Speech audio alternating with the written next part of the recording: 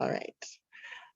So we'll get started. With me today are a panel of experts in the field of cybersecurity who are going to tackle the topic of BCDR planning from very distinct angles.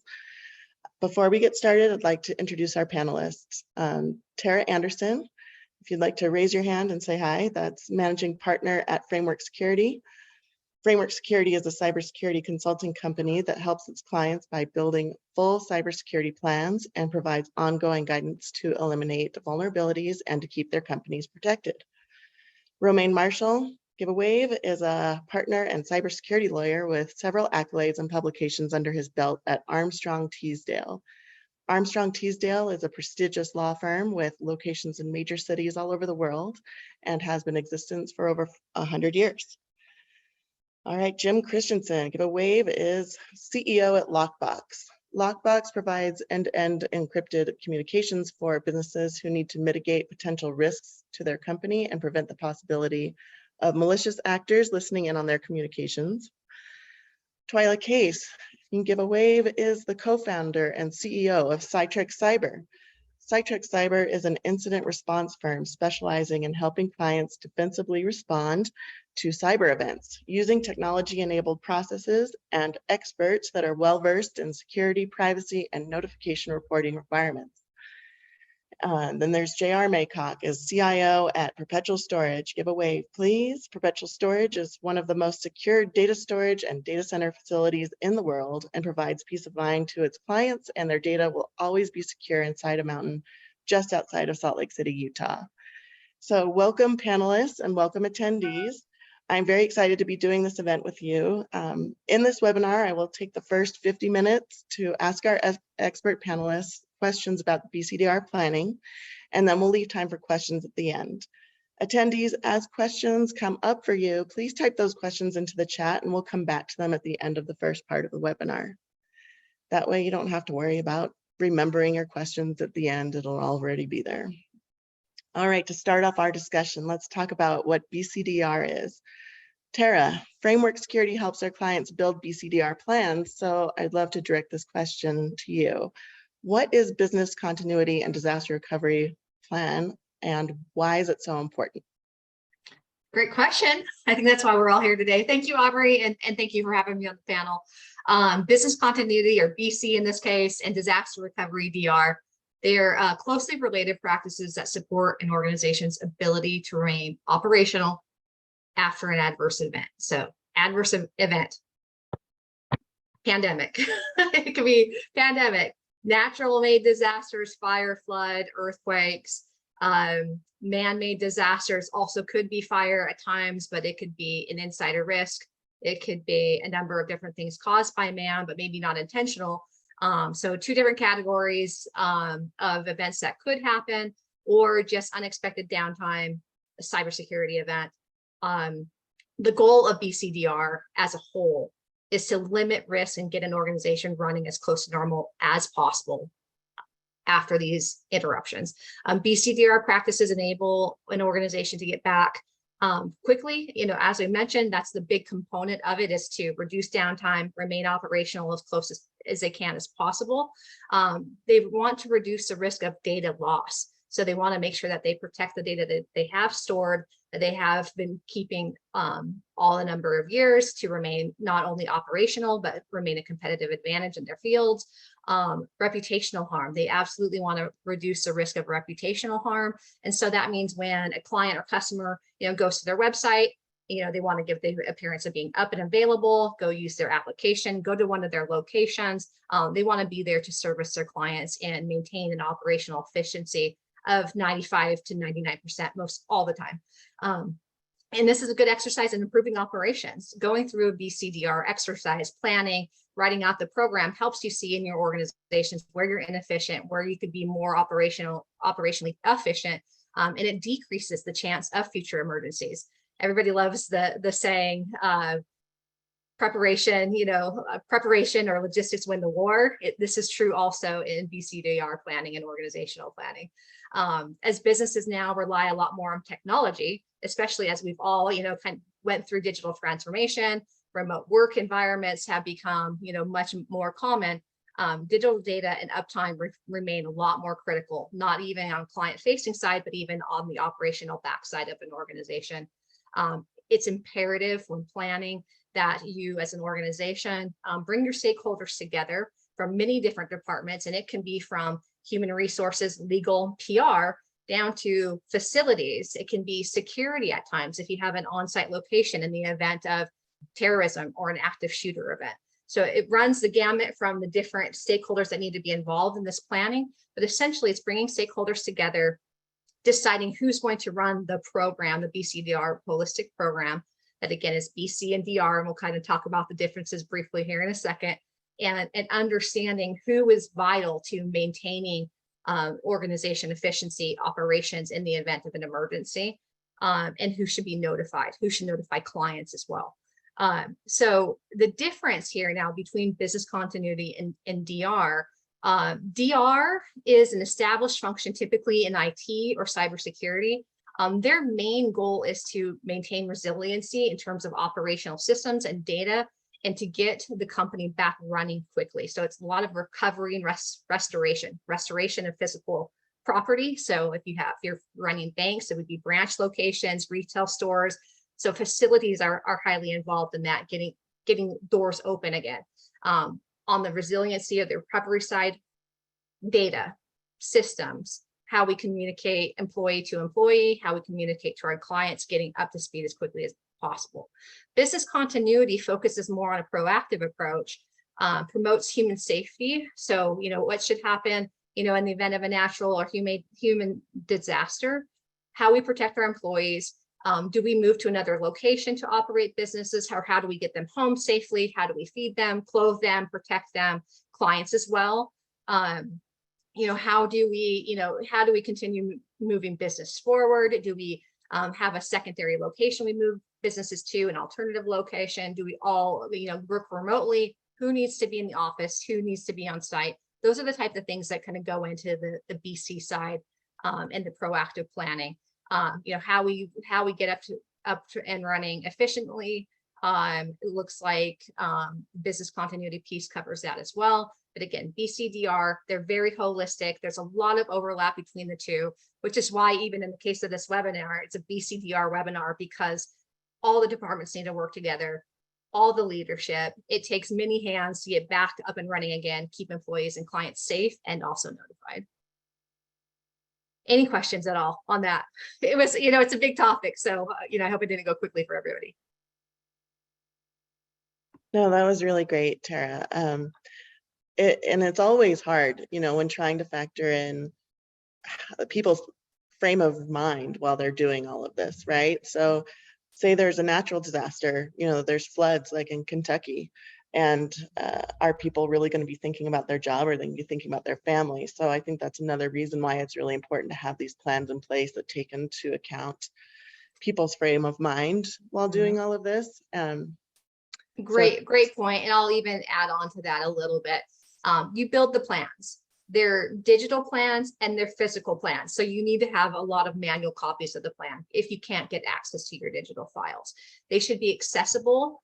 So if there's an emergency and they can grab them quickly, so they need to know where they're at, they need to be quickly accessible and rehearse. So the more employees rehearse these, the C-suite rehearses how they're going to talk to employees, the employees carry out the actions, the less stressed they will be. But we're all going to be under duress, in an event like these. So if we can follow a simple checklist, if we've rehearsed it several times, we've done our tabletop exercises, we should kick into gear kind of naturally at that point. But this also has to be retested and rehearsed often. If there is a change of location, if there's an acquisition or merger, a change in leadership, contact information, this all has to be redone every time there is a major change like that. So keep in mind that you plan for it, you rehearse it, but you may need to plan for it and rehearse it several times, depending on how quickly your organization is moving. Yes, thank you, Tara. So let's move on. Let's go to the next one. So Romaine, as a cybersecurity lawyer, you have a lot of insight into what the recommendations are for businesses when it comes to BCDR planning.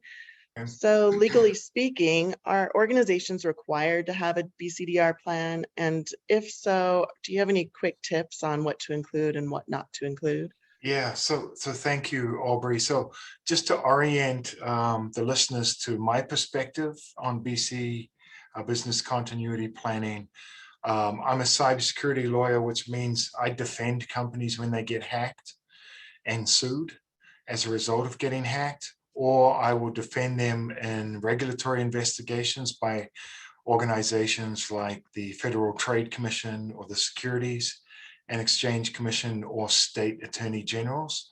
And so what visibility, that gives me visibility into how organizations are ready for cybersecurity attacks or whether they are not. And so a majority of my practice in the last few years has become not just in defending, but in helping companies get ready for the type of legal obligations they may have been asked about after an incident happens. So with that background, in relation to business continuity planning, my experience is mostly in the context of cybersecurity incident response plans. And cybersecurity incident response plans are to help an organization in response to a specific type of threat, cybersecurity risks, and hacking incidents by nation state actors like China, Russia, or North Korea. And so it's just a specific part of the many threats an organization typically handles. And so the FTC has mandated that organizations that collect consumer information should have incident response plans. To finally get to your question, Aubrey, there is no specific law that says you should have a business continuity plan, but there are emerging industry standards that say a business continuity plan should be a part of a cybersecurity program, just like a cybersecurity incident response plan is. And so it is foreseeable that if a company were to experience a cyber attack, in a lawsuit, the plaintiff's attorneys, an attorney representing consumers, for example, or employees, would ask throughout the evidence gathering process whether the organization had an incident response plan. And then a follow-up question may also be, did the organization also have a business continuity plan? And the reason for that request is because they're seen to have to be tied together. They're seen to demonstrate whether or not an organization was sufficiently ready for the type of harm that may have occurred to the information belonging to consumers or even employees or business partners who lost that information due to a cyber attack. So business continuity planning, I've seen the SEC say organizations should have it. I've seen banking institution regulators say that an organization should have it too, but I haven't seen it become a specific law that says if you don't have it, you're violating some specific statute. But it's encouraged, strongly encouraged. Great. And I think that's really important for all of us to understand just where it falls in the legal realm of what do we have to do? What are we required to do? And I think we'll get to it a little bit, is like really just thinking about liability issues too. So could you, Romain, point to a definition of a BCDR that explains whether and how it relates to IRP? Yes, certainly. So in the past, some of you have heard me or other lawyers refer to what's called the NIST cybersecurity framework to help organizations prepare their cybersecurity systems for attacks. There are certain standards or frameworks like NISTs that give specific guidance. The state of Utah has adopted the NIST cybersecurity framework as a standard that can protect them. And then if they suffer a data breach and then are sued, you can point to your preparations of defenses against a cybersecurity attack and say, we have a defense, and the statute in Utah will defend you appropriately. It's within the NIST cybersecurity framework that is referenced in the Utah law that there is an actual definition also of business continuity planning. And without reading it word for word, I'll just summarize it to say, business continuity planning should cover a broad range of threats.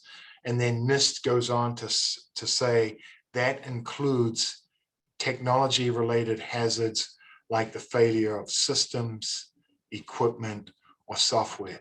Sometimes those failures happen from all the types of risks that Tara mentioned, but they also happen from cyber attacks.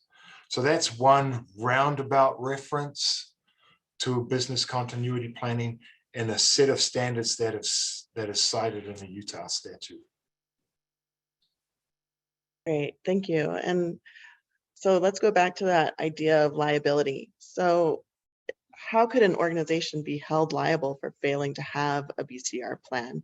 And is there an adequacy test?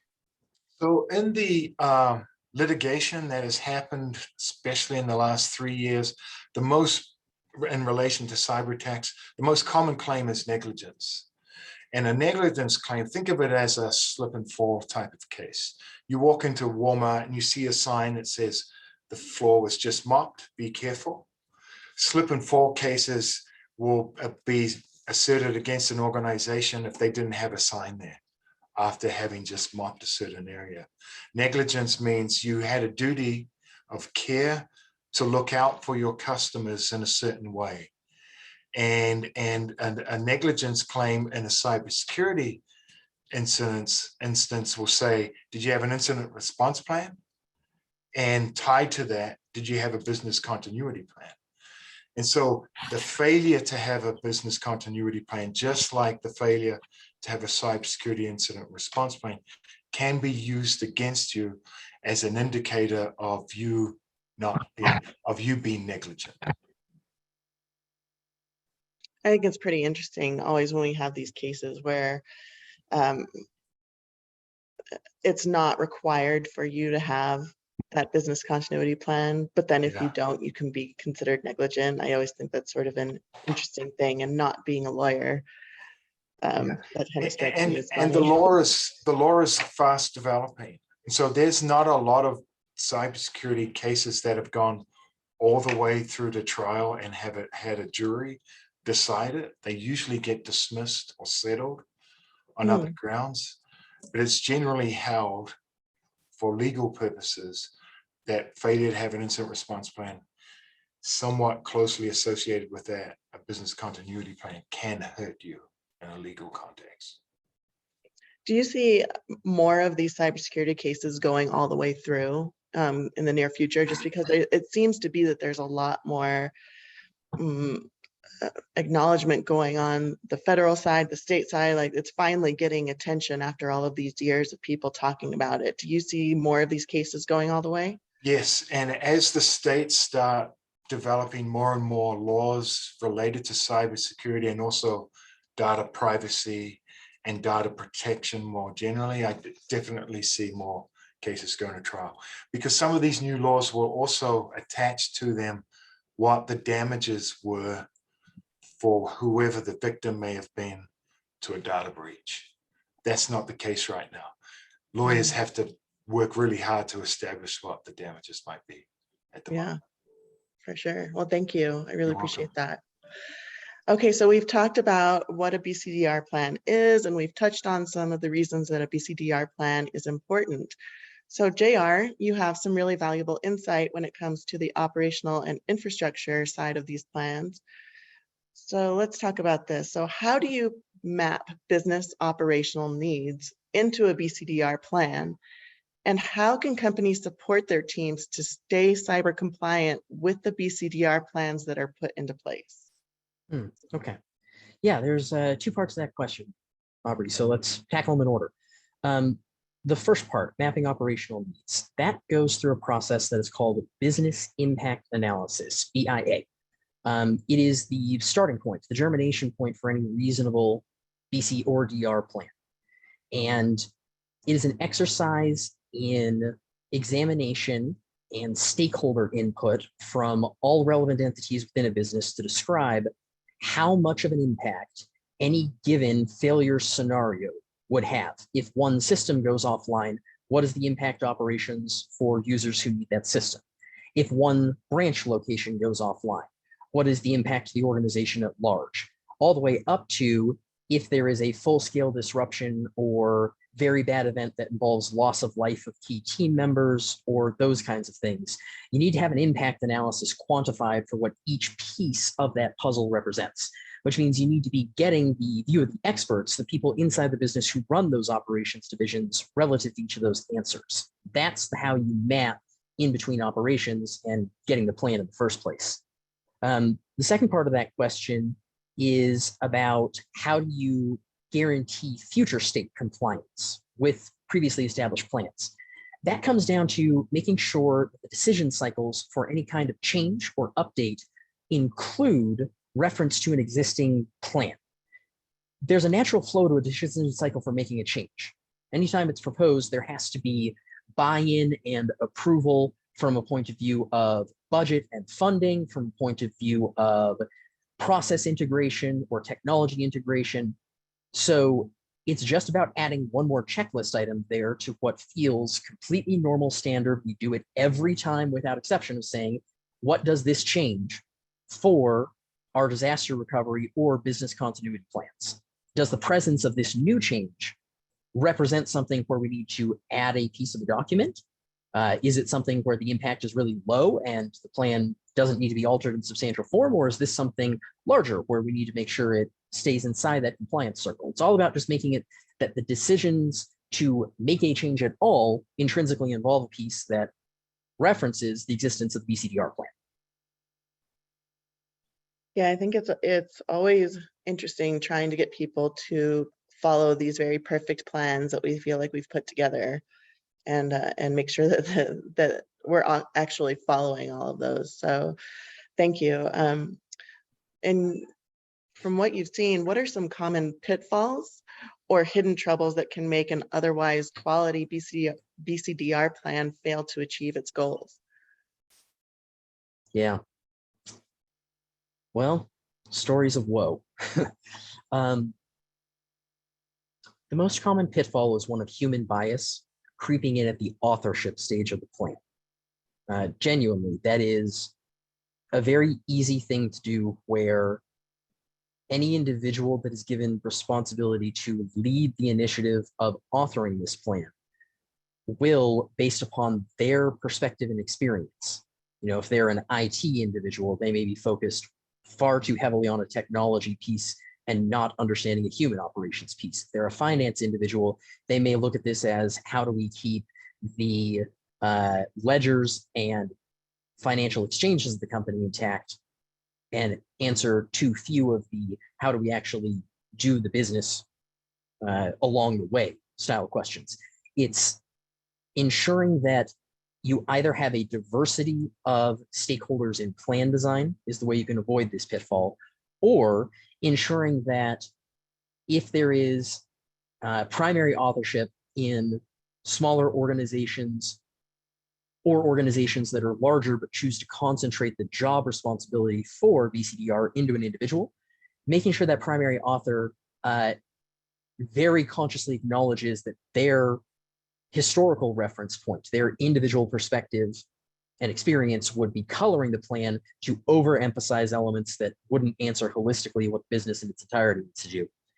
The other details that tend to get people wrong, though, that aren't about bias in authorship, are always about missing the importance of some universal fundamentals that are invisible support structures in the background of how a company runs.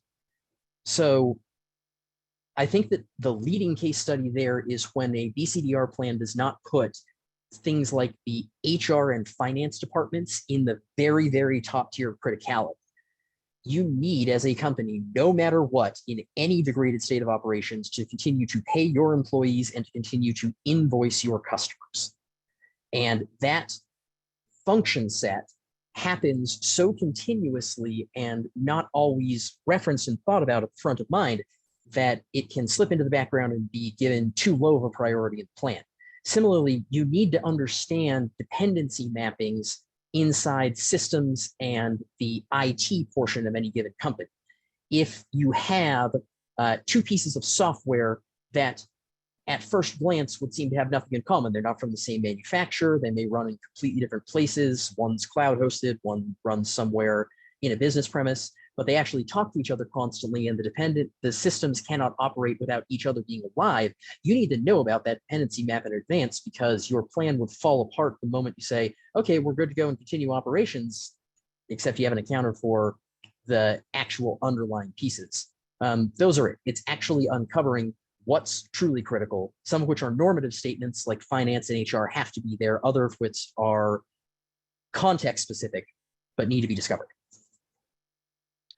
Yeah, I think it's always hard for us to think through exactly how we do our day-to-day jobs and all of the pieces that are entailed in doing that. So yeah, I would think it would be a pretty complicated thing to plan for all of those things.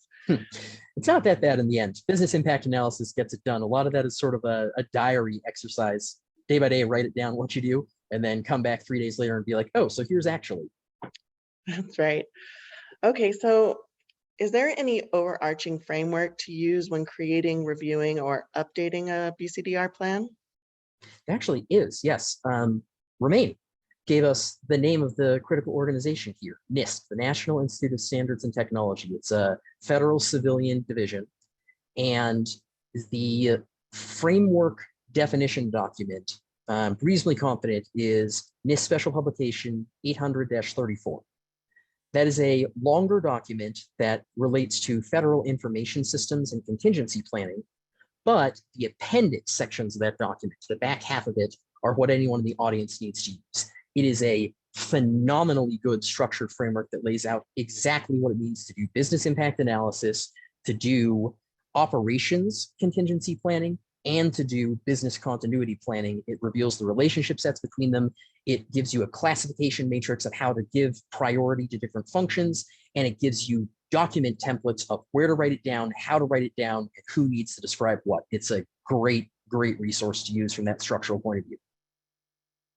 Thanks. Yeah, and I think it's been interesting for all of us to watch NIST evolve over the years, kind of see where it started and where it's ended up, and how it's gotten better at certain things. So thank you. I appreciate that. Thanks, JR. So as we all know, the pandemic has changed the ways that so many companies are able to do business. So Twyla, Citrix Cyber helps clients following data breaches, ransomware attacks, and other cybersecurity events. So you have a unique perspective here. Has the pandemic and work from home changed companies' approach to BCDR? And if so, how? Yeah, I would start off by saying this has been an excellent discussion so far, and everybody has raised some really relevant perspectives on why BCDR plans are rising in relevance and in conversations. I would say from the data privacy point of view, and definitely Romain could speak more to this, but backups and data are the foundation of the privacy laws. So whether it's HIPAA or GDPR or the California laws, or anybody's privacy laws for that matter, backup data is definitely becoming a critical piece of that conversation. But the pandemic definitely forced more people to work from home than ever before. And the kicker with that is some of the outside of supply chain issues in and of themselves, a lot more phones, a lot more laptops, just anything that enabled the organization's employees to be productive and work were being sent to people's homes, which really increased the attack surface of the organization's security posture. So that became, everybody was all hands on deck, still are.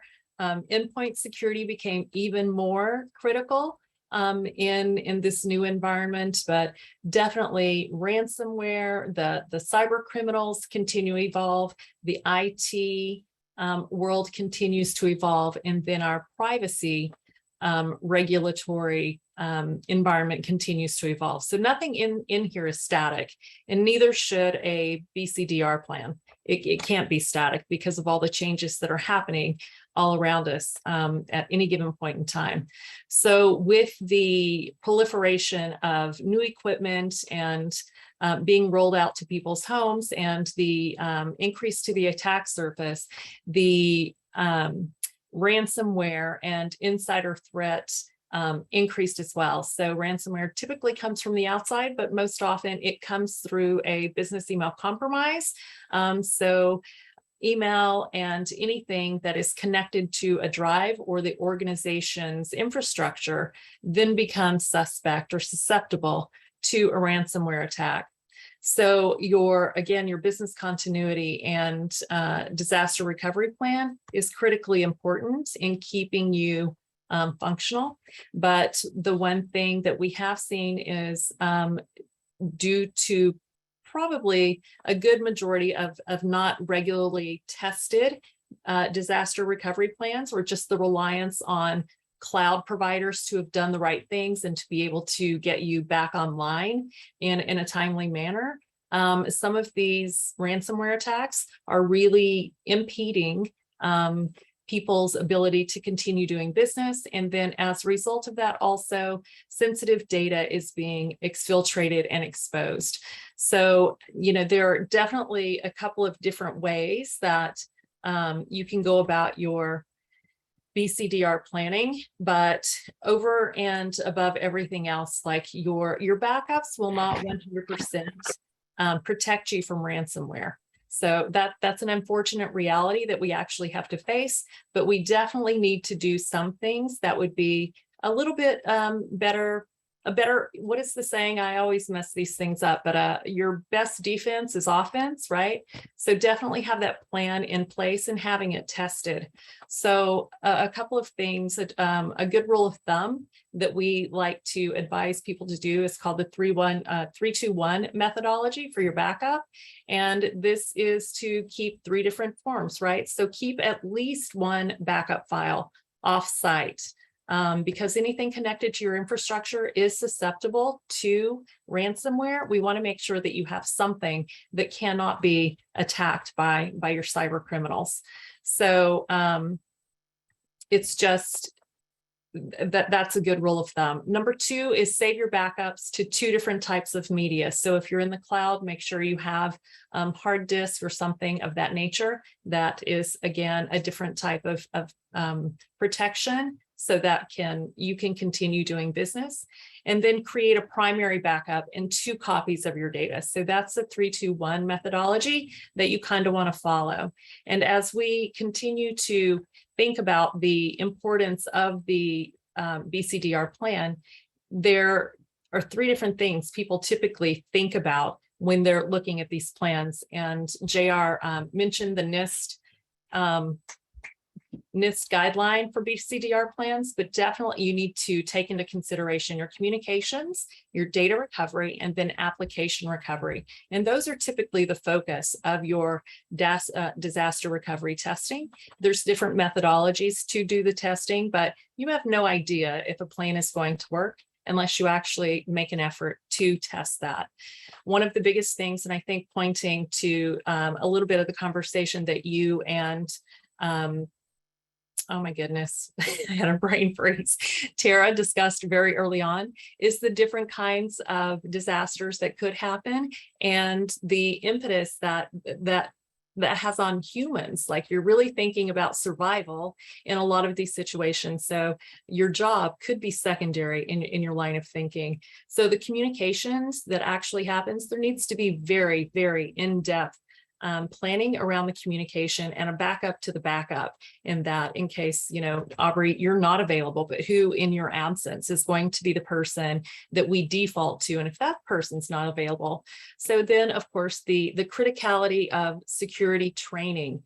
And I think most people, definitely in a smaller mid-sized organization, might believe that cybersecurity training is kind of one of those things you do once a year or at an onboarding exercise when somebody is hired.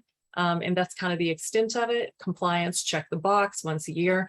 It's not anything like that, especially when these cyber attacks are becoming more prevalent. So we just encourage people to definitely be more thoughtful about their cyber positions, and you can't really have privacy without good cybersecurity practices. So I think this is all kind of, it feels like a circular conversation, but really kind of getting your arms around how do you continue doing business? How do you protect your client base? How do you protect your clients or your financial position in the market, your reputation, is the things that need to be taken into account in the context of your BCDR plan.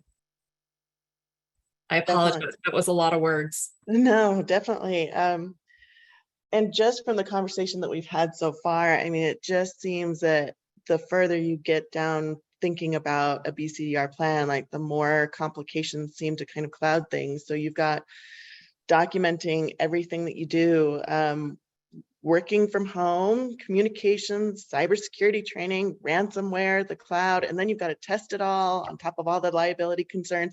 I mean, it's just so layered, and those are just a few of the layers, right? So this is why we're here talking about it, because it's easy for us to all be in our bubble and think that we know exactly how things need to be. And maybe we think, oh, this BCDR plan that I created 5 years ago is still good. But as we've all seen how fast technology changes, I mean, a BCDR plan 5 years ago wouldn't really work.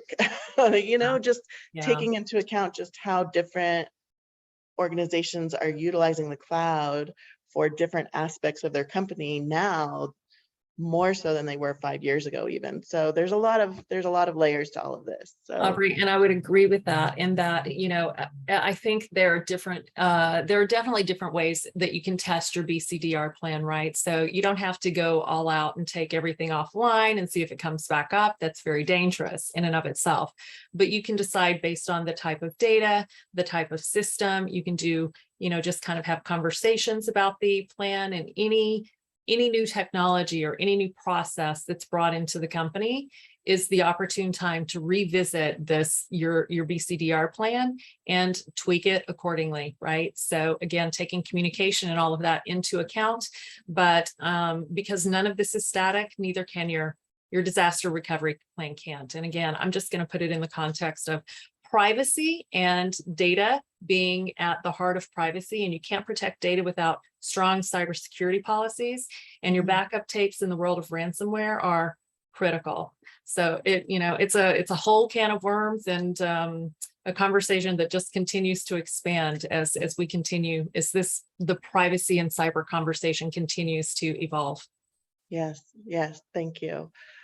Okay, so one more question for you, Twyla. Using a scenario of a ransomware attack and a company's backups becoming inaccessible, what do you do? Well, so it depends on, hopefully, well, I can't say hopefully, but yeah, I will say hopefully you have a set of backups that have not connected to your active network, right? So let's hope that you have backup tapes somewhere, and that you've done your daily, monthly, quarterly, annual backups, and that you can get those snapshots up really quickly as well. But, you know, I would say definitely a lot of things is cloud-based now. So definitely 365 and anything associated with that. So everybody has this tendency to believe that if it's cloud, it's safer because a lot of us use Microsoft, or we're using Google or Amazon, right? So, but that's really not true. And I would encourage people to look at those controls, and just, there's kind of you could be down longer using the cloud than if you were using just an on-prem solution at times, because of their SLAs and how they approach things and when they approach things. So it's really encouraged to be really conscious of your contracts and what's in those contracts as part of your recovery program. Great, thank you. And at PSI, we of course always tell people about the 3-2-1 model as well. So it's nice to hear it echoed from you and your side of things. And you help companies that experience these ransomware attacks and these breaches. Like, And I think that a lot of people think about, okay, we have to think about cybersecurity and preventative and things like that, but nobody really wants to talk about the messiness that follows a ransomware attack or a breach. And I think it's really great that you've got your company helping people able to do that. So thank you. Thank you. And the one thing that I would add to that, Aubrey, I know I keep adding one more thing, right? But an incident is not necessarily over when the people that have been identified and impacted have been notified. Like this could go on for years, actually. To Romaine's point, the continued litigation, shareholder litigation that could result from that. Just there are so many things that really impact the continuity, the financial positioning, and then the reputation of the company, that it's all not just one and done. And then typically the statistics show us if you've been hit with ransomware one time, you're going to be hit a second time. So going back to really, if you take this all to the front of the conversation, knowing your environment and where data lives and having it classified, and just good data hygiene and understanding where data is in your environment is hugely important to remediate a ransomware attack, and then make sure that you are able to get back to operational as quickly as possible after an attack. Yeah, and you make sure you've got Romaine on your side, helping you figure out how to do all of that. Well, thank you. I want to go to a part of the BCDR conversation that doesn't happen nearly enough, and has been something that I've really enjoyed getting to know Jim Christensen in regard to this. So a topic that we should talk about is how people should communicate following a BCDR event. So Jim, Lockbox helps its clients lock down and secure communications to keep malicious actors from being able to listen in on critical meetings or calls, and even email and text messages. So you have a deep knowledge base for these questions. Could you talk about where communication plans fit into a typical BCDR plan? Aubrey, that's a great question, because it's, I think, something that's not specifically addressed a lot of times. There's an assumption, or what we like to call a willful oblivion, that all of our communications are just secure. And everybody's kind of touched on this in a roundabout way, but there is a huge amount of digital data being created every single day by every single one of us. Every time we make a phone call, a Zoom meeting, a text, anything, that digital record is being created and it's being held somewhere. Generally speaking, Twyla referenced it a little bit, but these companies control and own that information in some way. We've probably given up our rights somewhere along the lines of signing off on agreements or permissions to use.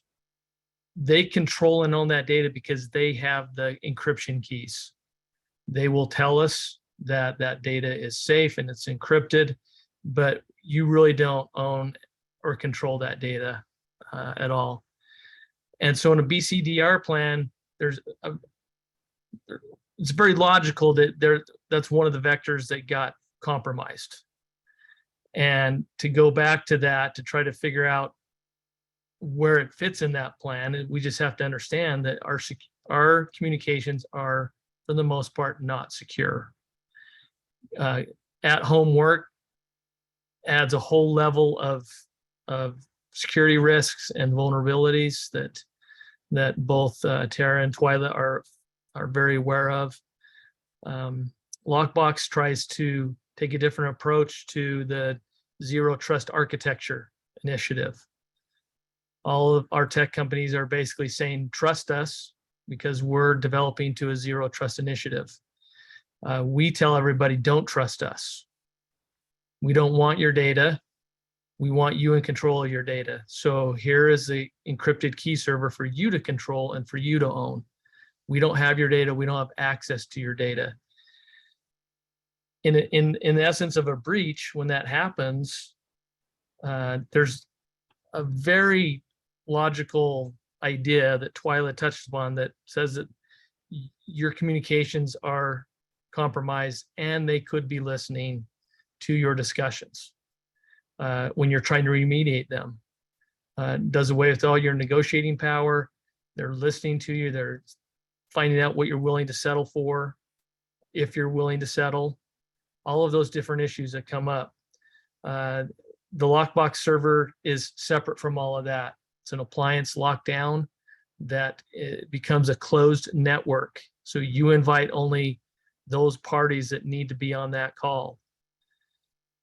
So in a ransomware situation, it helps that communication immediately come back up and you know it's secure. In a compliance standpoint, it may help you in the BCDR planning to know that you have a secure communication route in place. And whether it's throughout the company or whether it's probably most likely at your C-level team, with your IT people, with your HR department, there's all these different avenues that you can have these communications that matter. I think for the most part, the willful oblivion is on each of us. We've all just assumed that all of our communications are fine. We're not all national security risks. We know that. But at the same time, if you're having communications that matter, that have sensitive data, or data that you don't want to share with everyone potentially, to be embarrassed with, or to be out in public, then this type of platform would be very beneficial and very beneficial in your planning.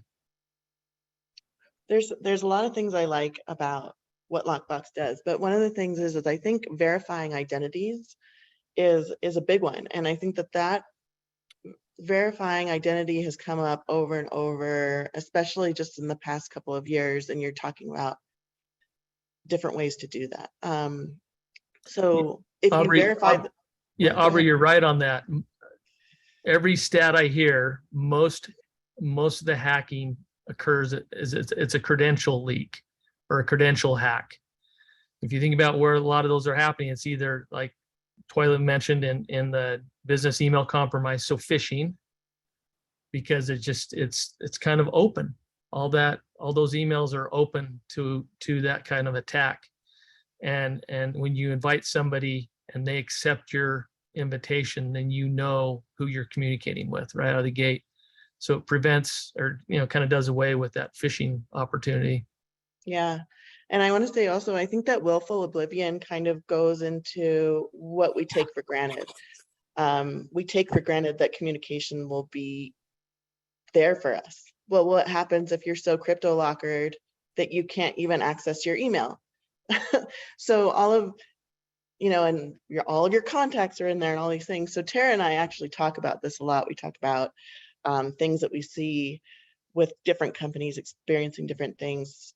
So for example, I know, Tara, you were talking to me recently about a company that was so crypto locked that they had to create like dummy Gmail accounts in order to communicate with each other. And Twyla, I see you smiling. You're probably going, yeah, I know exactly what this is because I'm the one that's helping clean up all this mess afterwards. But Tara, could you talk a little bit about like what happened? It's a company that you're working with now, and I know we're not saying names at all, but tell us a little bit about what they're doing right now about communications, because they didn't have Lockbox before. Absolutely. And you're right. They are a current client now. They came in to us post breach or post compromise. So they had quite a bit of evidence to believe that they had been compromised, that there's somebody actually remotely into their laptops, into their technology, on their infrastructure, and completely compromising all of their conversations. So going out and finding a company like ours, cybersecurity consultancy company, to remediate, to get that bad actor out of their environment is incredibly challenging. It is like a form of espionage. You've got two sides in battle. It's like you have someone from the other side is like sitting in there listening to all the strategy meetings and then going back and like directly recording and then course correcting, to make sure that, they win the war.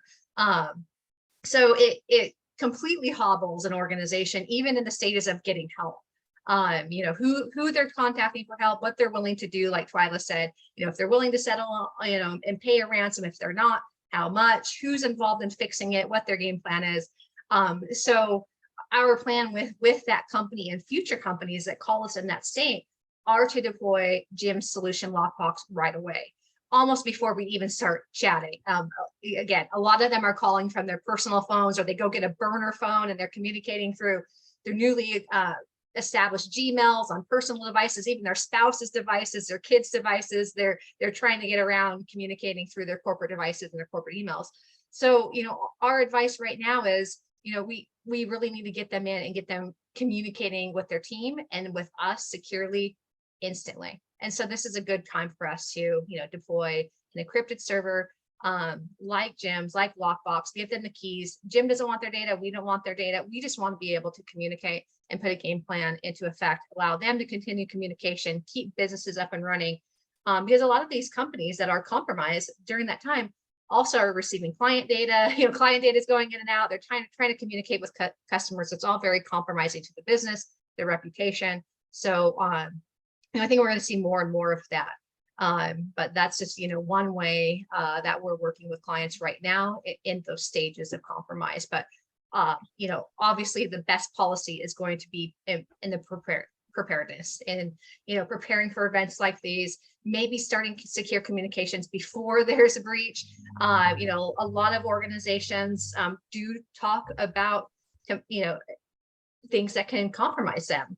Sensitive client data, PII, PHI, they're in regulated industries, but, you know, and they have, you know, compliance regulations, they have federal regulations.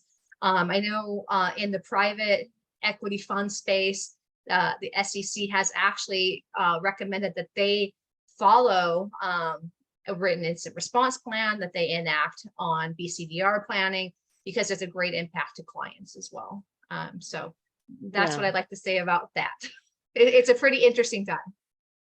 Thank you, Tara. Yeah, so, you know, Jim, we're talking about all these different ways that people are communicating, but, you know, post breach or post incident, and they're, you know, what happens if they're locked out of their entire network? So Jim, can you tell us a little bit about how Lockbox solves the problem, and at what point in the BCDR planning process should companies be engaging with Lockbox? And also, I mean, I've seen comparisons, like I've seen things that other communications companies are doing things. What makes what you're doing so different? Well, I think Tara touched on a couple of those important answers already, in terms of being that it's outside your normal mode of communicating, whatever medium you're using, whether it's you know, WhatsApp, whether it's even Signal, whatever, somebody else's phone. What we can do is that server can be turned up immediately, so that communication line starts just by adding and inviting those that need to be invited. You know, inviting your attorney, your insurance agents. They're critical pieces to the puzzle, and to have in this communication of getting back up. That creates a nice record of defense that Romaine can use to ward off any future lawsuits, as to say how did they do when they remediated it. But I think you know, the planning process should be starting now. The discussion should be now, and all of these discussions I've heard over the last couple of months, and you guys will hear them too, and whether it's a webinar, whether it's a seminar, or conference, communication is inferred as being secure, but it's just not. The infrastructure has all kinds of vulnerabilities. Tara tells a story about having to use a client using fax. It's because there's this age-old idea that fax is secure because it's going out onto a PSTN network. It's not secure at all. The PSTN network's not secure. It's the way it's built is just not secure. And to do an upgrade to that, overhaul that whole system, is just unfeasible. So the keys are the important. The keys are the key. Encrypted keys that all of these companies have and control over, we want to deliver those back to businesses. We want to deliver those back to even families if they want to have a family group. And eventually we'll be delivering those back to individuals so that they know they control and own that data that is theirs. Yes, thank you. Yeah, verifying identity, companies holding those encryption keys and owning that data, I think is really the future of our communications that we need to be thinking about. So thank you so much, Jim. We have a few minutes left for questions. I'm sorry I, got overzealous and kind of added things to this this event that weren't there before. But Troy had a question. He said, any thoughts on NIST versus ISO? So who'd like to take this one? I'd be Yeah. happy to start there. I think there's a couple of us actually that know this stuff. Romaine, myself. JR. Garth. That's Go right. ahead, JR. Yeah. ISO in this case refers to the International Standards Organization, different organizing entity than the US federal NIST. I know of two ISO standards that are relevant to this discussion of BCDR. There is a formal ISO standard as part of their numbering scheme. 27,000 is the parent family. There are then the last three digits that change based on the exact subject area being looked into. Fairly confident it's like 031, 27031. That will be the incident response and cyber systems portion. That framework set is more sophisticated in general than NIST, but it also comes with a higher barrier of learning of how to get a company to an operating state. I think that the choice between the NIST foundational framework versus the ISO foundational framework may be one that needs to be made along the lines of business operations maturity or degree of willingness to go through the investment. NIST is probably the framework that's easier to stand up if you are starting from a point of missing anything. Really having large functional gaps. Final note I'd put on this as well, the second ISO standard that's relevant. There's another one that's outside of the 27,000 family, thinking it's somewhere in 22,000, and I can follow up, make sure we get the information to answer that question for Troy. It is the management system standard. It is a framework that can be attested to by a third party. So if your company wants to participate in supply chain attestation beyond just your own internal preparedness, but also having some kind of formal documentation you can present, then the ISO side of the house is much more relevant. It is a costly attestation to go through. It's not particularly simple when you come to an auditor stage of it, but it could be worth it for plenty of operating entities who want to engage in that attestation and supply chain proof.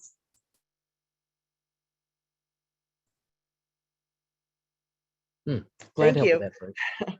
Thank you. I'm going to also put up the contact information for everyone who's on this call as we continue to add to this. But JR, thank you. Does anybody else on this call have anything they want to add to what JR said about NIST versus ISO? I think the only thing that I would add is that you can use them in parallel. So sometimes it's not one or the other, it can be both. So you can take NIST and map it to ISO. So I think that'd be the only thing that I would add, that we don't have to choose. And we're framework security, we're kind of framework nerds here, so we like them all. Right. I do like how the word framework has come up several times. We chose the best name in cybersecurity there is. We're pretty confident about that. Yeah. Anybody else have anything they want to add from the panelists' point of view? It's been a great discussion, great insight. Thanks Thank for you. including us. Yes, Thank thank you, you, Aubrey. everyone. One thing I'd want to add, I just want to ask one last question. If you guys have any tips on how a company can start to test their BCDR plan that they already have in place, or that they want to create one and then test it, do you have any tips on best ways to test a BCDR plan? CISA, the Critical Infrastructure and Security Agency, have some great tabletop exercises that can be accessed from their website. Those are typically geared towards cybersecurity incident response plans, but they have scenarios that will fit well in the BCP context, and they may even have specific ones that are geared towards threats, a broader range of threats. Thanks, Romaine. Anybody else? At times we'll work with our clients and kind of bake that into their cybersecurity awareness training. So we'll look at an organization, customize their cybersecurity training package based on user privilege, if they have developers, if they're in a regulated industry, but then also what are their needs as far as customized instant response or BCDR. And then we'll just kind of pepper that in. So they're getting a little bit of a refresher, once or twice a week on the topic, and kind of makes it lightweight, a little bit more fun. Getting together, like Romaine said, utilizing CISA resources, getting together and doing an exercise a couple times a year, but then kind of just reminding them of the process, throughout the year. Great, thank you. Welcome. Okay, well, I think that's it. That's all the time we have for everyone who's been on this call. We will follow up and send this contact information to you as well, so you don't have to furiously be writing it down right now. Thank you all for your time. We will have a recording of this that we'll post up, and we can also email the attendees for that as well. Stay tuned. In 2 weeks, we'll have the second episode in our cyber protection series, which is going to be talking about the importance of WISP documentation and how you can protect your company with that, and discussing Utah's Cybersecurity Affirmative Defense Act. So stay tuned for that. And thanks again to all of our esteemed panelists, and everybody, you stay safe out there. Thanks. Thanks, Aubrey. Everyone.